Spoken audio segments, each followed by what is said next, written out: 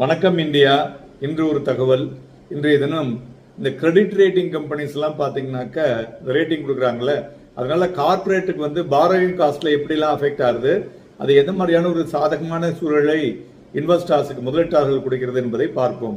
மெயினா இது வந்து ஒரு ஒரு குவாலிட்டேட்டிவ் அசஸ்மெண்டோட ஒரு குவான்டிஃபைடு ஃபண்டிங்க அவுட்கம் வந்து ஒரு ப்ரெசைஸா கொடுக்கறதுக்காக கொடுக்கக்கூடியது தான் இந்த ரெகுலேட்டரி அண்ட் பிஹேவியரியல்னு சொல்லுவோம் அதை.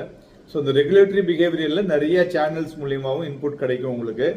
ஏன் ரேட்டிங் வந்து ஒரு மேட்டர் அப்படின்னு பார்த்தோம்னா, கிரெடிட் ரேட்டிங் வந்து ஒரு ஒரு ஒப்பீனியன், அந்த இஷ்யூவருடைய எபிலிட்டி ஒரு டெட் ஆப்ளிகேஷனை கரெக்டாக வந்து ஒரு காமன் லாங்குவேஜில் ஒரு சாதாரண முதலீட்டாளர்களுக்கு புரிகிற மாரி லெண்டர்ஸுக்கும் இன்வெஸ்டர்ஸுக்கும் கனெக்ட் பண்ணக்கூடியது அப்படின்னு எடுத்துக்கலாம். அதே மாதிரி ஒரு இன்ஃப்ளூயன்சிங் ஒரு ரிஸ்கினுடைய பர்செப்ஷனை, என்ன ஈல்டு கிடைக்கும், பர்மிட்டட் இன்வெஸ்டர்ஸினுடைய பூல் எவ்வளோ வரலையும் அதில் போகலாம், அது மாதிரி ரெகுலேட்டரி கேபிட்டல் ட்ரீட்மெண்ட்டு. ஸோ இது எல்லாத்தையுமே உங்களுக்கு வந்து அப்பப்போ அப்கிரேட் பண்ணி, ஸோ அதில் ஏதாவது சேஞ்சஸ் இருந்ததுன்னா ப்ளஸ்ஸா மைனஸாங்கிறது கொடுக்கக்கூடியது தான் இந்த ரேட்டிங். ஓகேயா? ஸோ அதனால இது வந்து இந்த எக்கனாமிக்ஸ் ஆஃப் பாரோயிங்கை வந்து கரெக்டாக நமக்கு சொல்லக்கூடியது, இம்மீடியட்டாக நம்மளால ரியாக்ட் பண்ண முடியும்.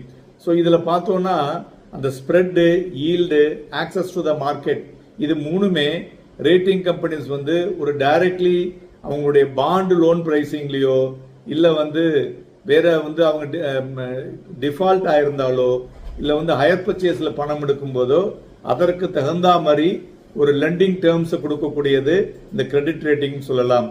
ஸோ இந்த ரெகுலேட்டரி அண்ட் ஸ்ட்ரக்சரல் சேனல் வந்து பார்த்தீங்கன்னா நமக்கு வந்து ஒரு இன்வெஸ்ட்மெண்ட் கிரேடுக்கு ஏற்ற மாதிரி நமக்கு விஷயங்களை கொடுக்கின்றன.